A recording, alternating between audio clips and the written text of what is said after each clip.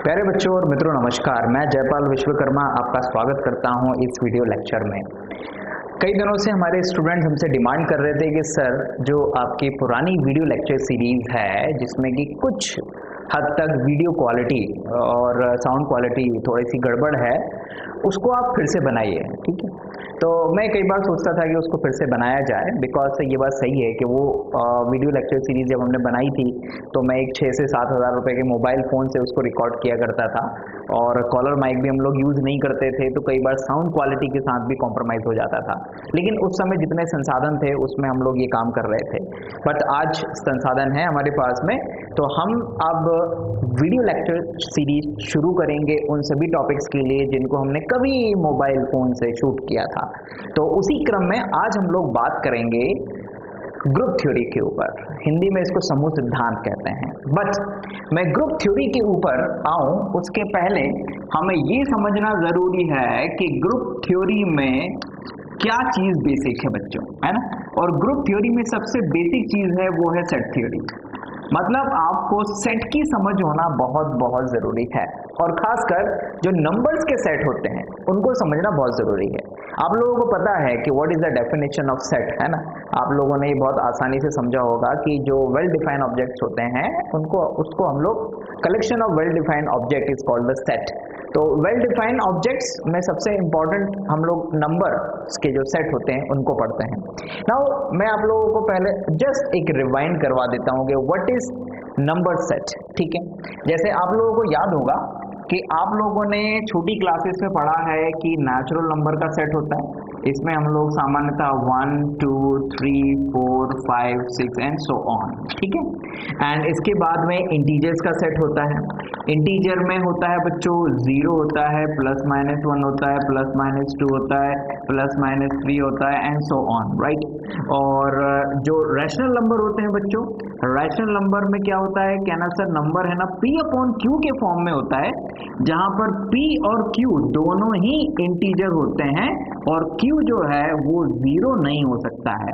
अगर 0 हो गया तो उस केस में it is not treated as a rational number, तो वो रैशनल नंबर नहीं कहलाएगा, फिर कुछ और बन जाएगा। It is not defined category, not defined की कैटेगरी में चला जाएगा, बिकॉज ऐसा कोई भी नंबर नहीं हो सकता है जिसके डिनोमिनेटर में हम लोग 0 ले लें। ठीक है ना। अब ये एक अलग ही कॉन्सेप्ट है कि भाई हम 0 क्यों नहीं ले सकते हैं, बिकॉज नंबर्स इज व्हाट, आप किसी भी नंबर के डिनोमिनेटर में अगर कोई भी नंबर लिखते हो तो उसका मीनिंग क्या होता है, उसका मीनिंग होता है कि you dividing that number into such parts. तो अब आप कैसे बताओगे कि आपने किसी नंबर को 0 पार्ट्स में डिवाइड किया। ठीक है, किसी नंबर को एक पार्ट में डिवाइड करने पे वही नंबर वापस आ जाता है, but how could you define कि 1 या any other number divided into 0 parts. So that's why we are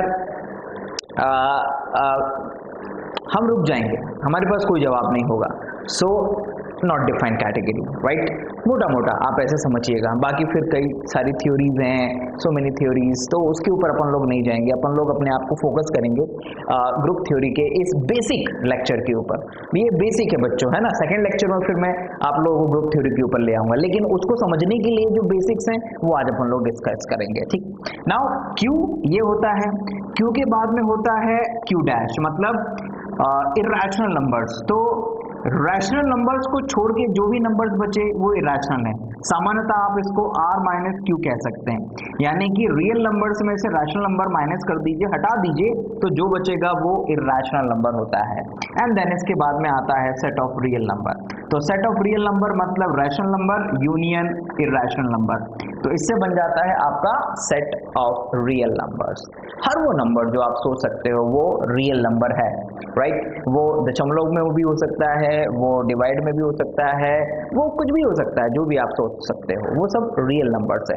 हाँ, कॉम्प्लेक्स नंबर अगर आ जाए तो वो बात अलग होती है। जैसे आप लोगों ने कॉम्प्लेक्स नंबर का जो सेट है वो पढ़ रखा होगा, C = x + i/y, जहां पर x और y दोनों ही जो हैं वो रियल नंबर होते हैं और आयोटा की वैल्यू होती है √-1। ठीक है, तो ये कॉम्प्लेक्स नंबर का सेट है, तो इसको भी समझ लीजिए, यहाँ पे ध्यान में रखिएगा, है ना। अब इन नंबर्स को, इन सेट ऑफ नंबर्स को जरा ध्यान से देखो। है ना, कि इनमें नंबर्स कैसे हैं, इनके अंदर एलिमेंट्स कैसे हैं, और मेरे कुछ सवालों का जवाब देना आप जरा, है ना। मैं आपसे पूछूं कि क्या दो नेचुरल नंबर्स को ऐड करेंगे तो हमें एक नेचुरल नंबर ही मिलेगा?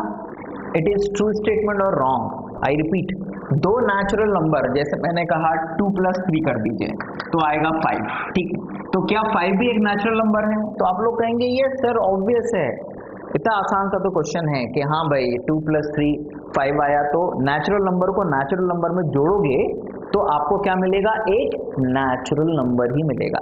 इसका मतलब ये हुआ कि ये जो प्लस ऑपरेशन है बच्चों, ये एक ऐसा ऑपरेशन है नेचुरल नंबर के एलिमेंट्स के लिए जो नेचुरल नंबर पर जब ऑपरेट होता है, दो नेचुरल नंबर पे जब ऑपरेट होता है तो एक नेचुरल नंबर ही देता है आपको, ठीक है ना।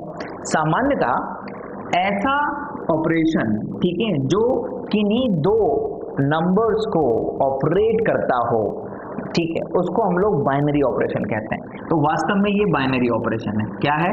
Binary operation, right, this is the binary operation.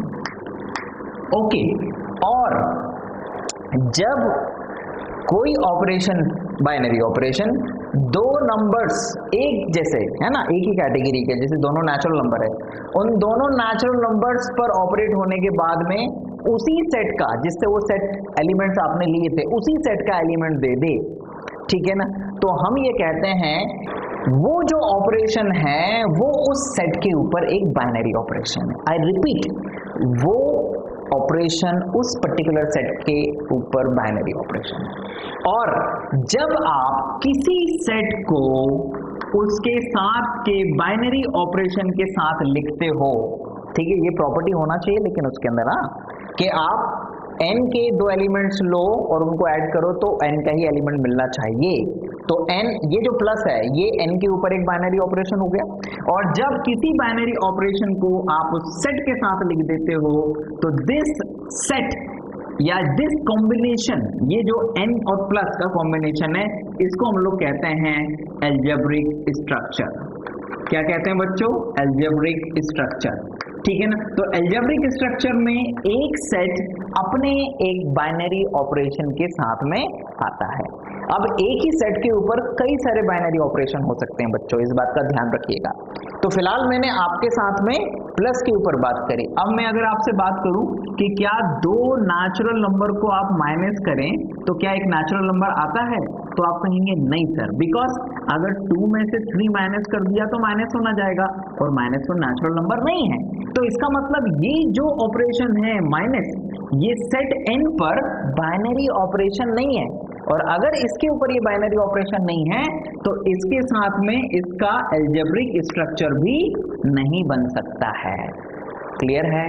Similarly जो मल्टीप्लाई है, मल्टीप्लाई ऑपरेशन, तो दो नेचुरल नंबर को अगर आप मल्टीप्लाई करेंगे तो you will get another natural number, ठीक है, हमेशा नेचुरल नंबर ही आएगा, ठीक है, जैसे 2 × 3 6 होगा, 10 × 5 50 हो जाएगा, तो अगेन अ नेचुरल नंबर। तो इसका मतलब ये हो गया कि दो नेचुरल नंबर का प्रोडक्ट भी एक नेचुरल नंबर होता है। मतलब ये जो मल्टीप्लाई ऑपरेशन है ये n पर एक बाइनरी ऑपरेशन है, और अगर ये n पर एक बाइनरी ऑपरेशन है तो इन दोनों की जो दोस्ती है, आई रिपीट, नेचुरल नंबर और मल्टीप्लाई ऑपरेशन की जो दोस्ती है वो मिलके बन जाएगा एक algebraic structure. I repeat, algebraic structure बन जाएगा, ठीक है ना। लेकिन दोस्ती तभी होगी जब आप दो नेचुरल नंबर्स का मल्टीप्लाई करें तो एक नेचुरल नंबर ही मिले आपको, ठीक है। आप इसको ऐसे भी समझ सकते हैं भाई कि दो एक ही प्रजाति के लोगों या व्यक्तियों से मिलने से जो भी नया प्रोडक्ट बने, आप उसकी संतान भी कह सकते हो समझने के लिए, तो वो भी उन्हीं के जैसा होना चाहिए। तो आप कहोगे भाई कि हाँ इनके बीच में एक अच्छी हेल्दी रिलेशनशिप है, एंड दोनों मिलकर फिर एक बाइनरी सॉरी एक अलजेब्रिक स्ट्रक्चर बना देंगे, ठीक है, समझने के लिए था, है ना, याद रखने के लिए। सो दोनों के बीच ऑपरेशन और फिर जो प्रोडक्ट बने वो उन्हीं का एलिमेंट होना चाहिए, उसी सेट का।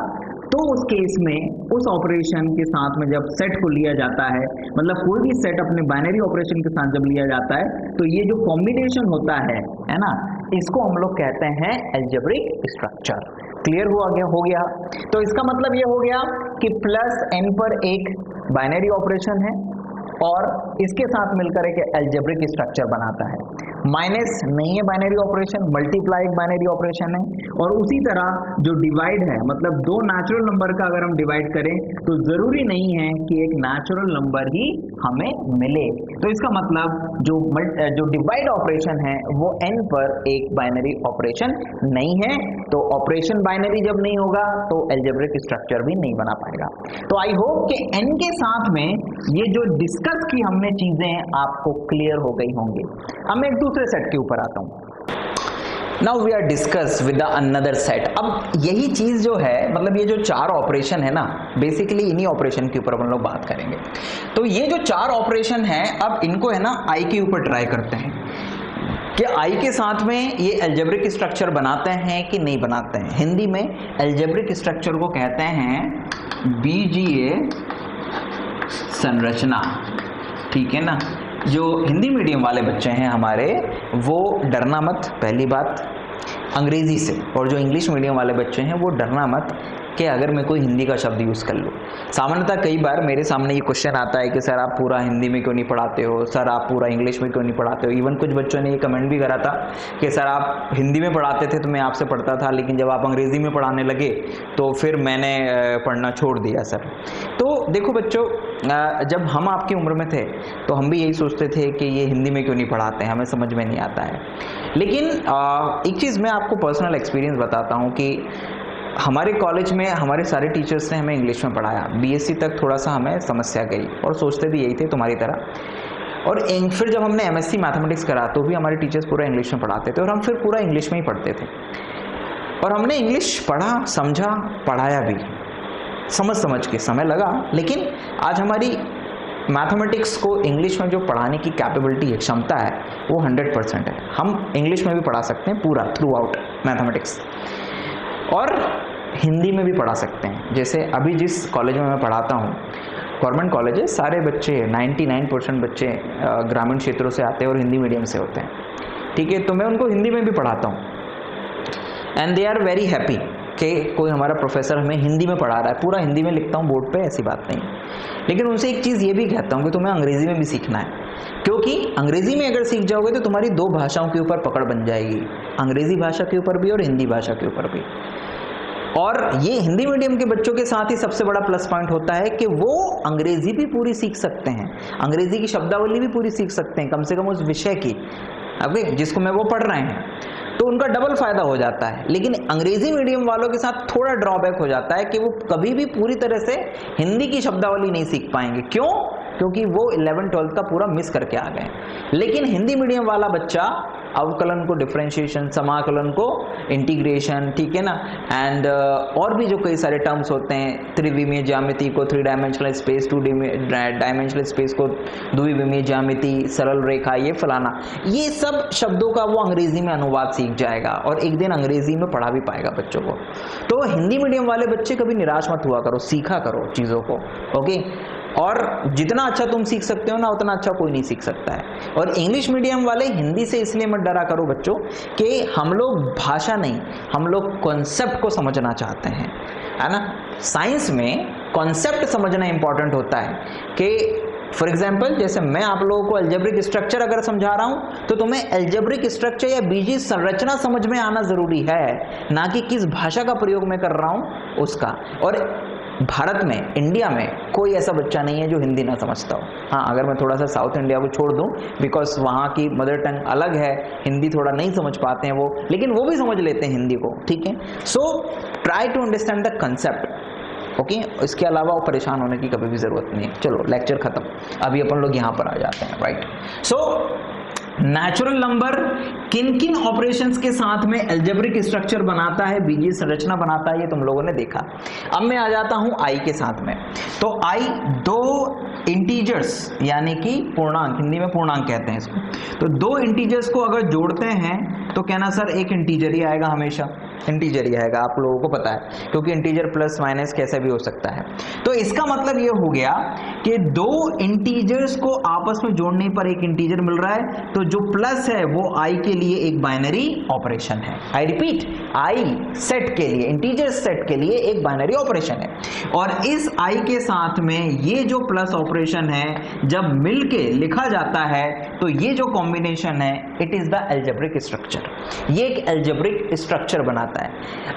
अलजेब्रिक स्ट्रक्चर एक अगर मैं इसको ऐसे समझाने की कोशिश करूं तो जब आप एक सेट के साथ में कोई एक ऑपरेशन जोड़ देते हैं, है ना, जोड़ देते इन द सेंस कि उस ऑपरेशन के लिए वो एक खास गुण रखने लगता है, एक खास प्रॉपर्टी रखने लगता है वो सेट, तो इट इज अलजेब्रिक स्ट्रक्चर। मतलब एक खास तरह का सेट बन जाता है। सेट बहुत हो सकते हैं लेकिन एक ऑपरेशन के लिए वो एक खास चीज रखता हो कि भाई वो दो एलिमेंट, उसके दो एलिमेंट्स को आप लें तो उसी के जैसा एक एलिमेंट दे दे, तो उस केस में वो एक नई चीज हो जाती है बच्चों। तो that's why it is algebraic structure.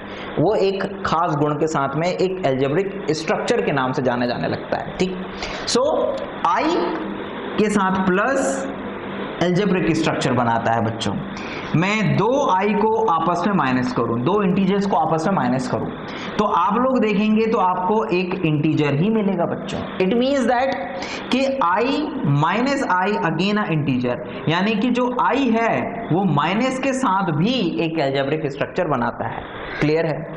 Similarly अगर मैं दो आई को मल्टीप्लाई करूं तो आपको एक आई ही मिलेगा, यानी एक इंटीजर ही मिलेगा। तो यू मे से दैट के जो आई है वो मल्टीप्लाई के साथ भी अलजेब्रिक स्ट्रक्चर बनाता है। मतलब मल्टीप्लाई आई के साथ में आई पर एक बाइनरी ऑपरेशन है। ठीक है, लेकिन अगर मैं दो इंटीजर्स को डिवाइड कर दूं आपस में तो आपको पता है कि मुझे एक इंटीजर नहीं मिलेगा, मुझे एक रैशनल नंबर मिल जाएगा। ठीक है ना? तो इस केस में जो आई है वो डिवाइड के साथ में अलजेब्रिक स्ट्रक्चर नहीं बनाता है। तो अलजेब्रिक स्ट्रक्चर कौन है? ये तीन हैं, जबकि यहां पर कितने थे? केवल दो थे बच्चों। तो अलजेब्रिक स्ट्रक्चर आई के केस में किस किस ऑपरेशन के साथ में बनेंगे ये आप लोगों ने यहां पे समझा। यहां पे चीजों को समझिएगा बच्चों। सेट के बाद में ऑपरेशंस, और कौन से ऑपरेशंस के साथ में कौन सा सेट अलजेब्रिक स्ट्रक्चर है, हम ये चीज को समझने का प्रयास कर रहे हैं। एंड देन इसके साथ में बाइनरी ऑपरेशन। ठीक है, बिकॉज जब कोई ऑपरेशन किसी सेट पर बाइनरी ऑपरेशन बन जाता है तभी वो अलजेब्रिक स्ट्रक्चर बना। लाइट गई, हाँ, ऐसा कभी कभी हो जाता है। नाउ अब हम लोग रैशनल नंबर के साथ में इन ऑपरेशंस का बिहेवियर चेक करेंगे बच्चों, व्यवहार देखेंगे। अब जरा मेरे को ये बताओ कि मान लीजिए आपके पास में दो रैशनल नंबर हैं और आपने उन दो रैशनल नंबर को ऐड करा, तो आपको पता है कि दो रैशनल नंबर्स को जब हम लोग ऐड करते हैं तो आपको एक रैशनल नंबर ही मिलता है। ठीक है, तो इसका मतलब ये हो गया कि प्लस इस सेट Q के ऊपर एक बाइनरी ऑपरेशन है और ये दोनों मिलके क्या बना देंगे? एक अलजेब्रिक स्ट्रक्चर बना देंगे। देखो, अलजेब्रिक स्ट्रक्चर केवल लिखने का एक तरीका है। ओके, तो ये जो हम लोग ये सिंबल लिखते हैं, ये वाला, ये अलजेब्रिक स्ट्रक्चर का सिंबल होता है। ठीक है, नाउ अगर मैं कहूं कि भाई दो रैशनल नंबर को आप माइनस करो तो आपको पता है कि रैशनल नंबर ही आएगा, है ना? तो इसका मतलब क्या हो गया कि Q जो है वो माइनस के साथ भी एक अलजेब्रिक स्ट्रक्चर है। दो रैशनल नंबर को आप मल्टीप्लाई करो तो आपको पता है कि एक रैशनल नंबर ही आएगा। मतलब कि रैशनल नंबर मल्टीप्लाई के साथ में एक अलजेब्रिक स्ट्रक्चर बनाता है। दो रैशनल नंबर को अगर डिवाइड कर दो, ये एक नई चीज आ गई बच्चों, है ना? तो आपको पता है कि एक रैशनल नंबर ही आता है। लेकिन आई रिपीट, दो रैशनल नंबर को डिवाइड कर दो तो एक रैशनल नंबर ही आता है।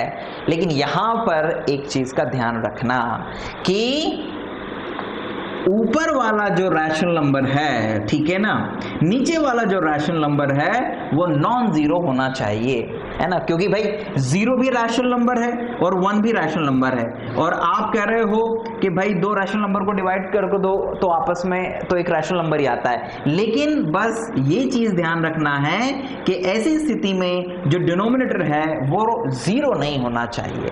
ओके, तो उस केस में आपको हमेशा एक रैशनल नंबर ही मिलेगा। ये मतलब एक कंडीशन के साथ में है कि denominator not equals to 0, okay, तभी ये कंडीशन फुलफिल होगी, अदरवाइज नहीं हो पाएगी। वो बस उस एक 0 डिनोमिनेटर के लिए ये कंडीशन फेल हो जाती है, because any number divide by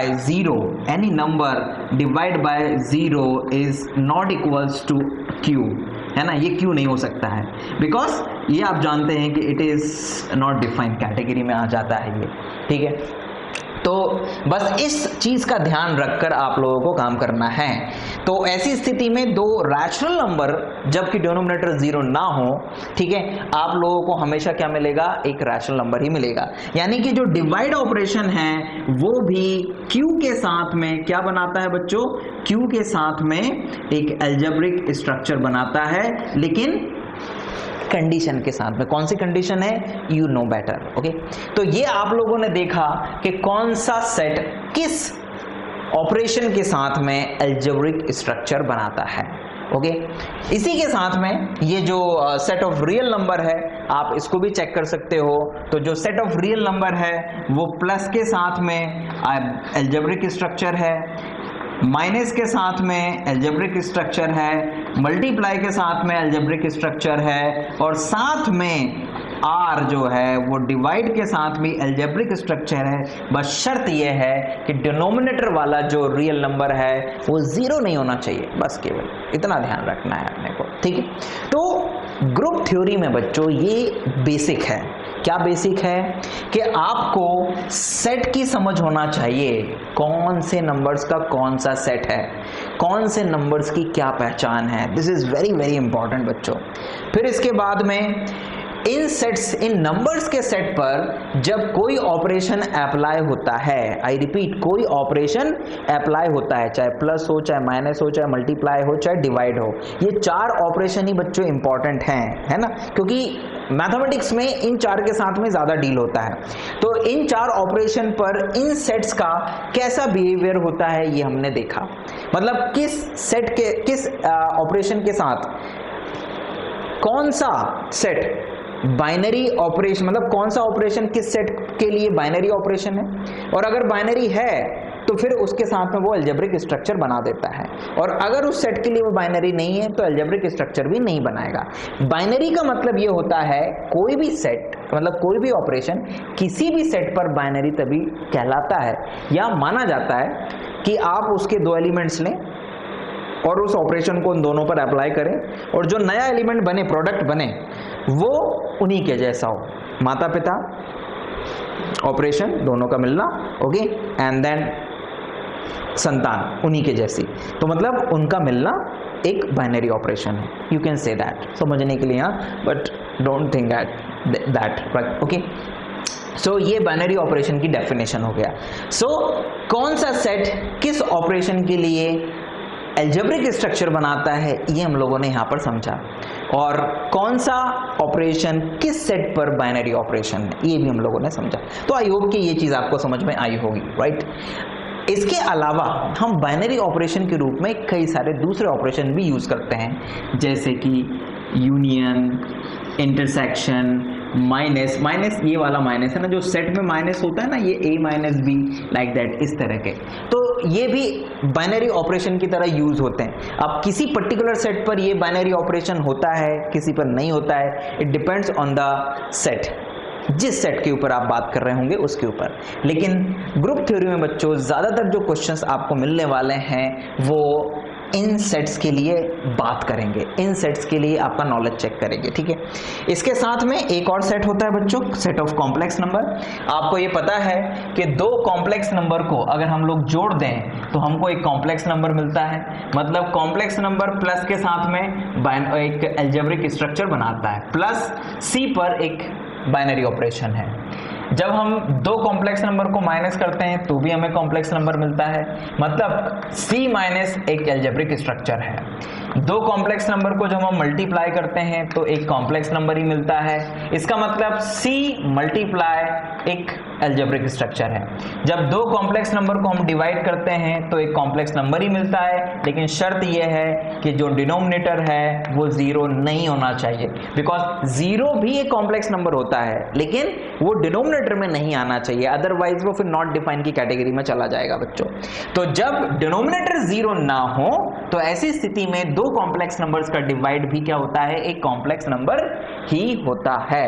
मतलब कि C जो है वो डिवाइड के साथ भी एक बाइनरी ऑपरेशन बनाता है। सामान्यतः जब भी हम लोग डिवाइड ऑपरेशन की बात करते हैं बच्चों, या कई बार मल्टीप्लाई ऑपरेशन की बात करते हैं, तो हम उन सेट्स में से 0 जो एलिमेंट होता है वो हटा देते हैं।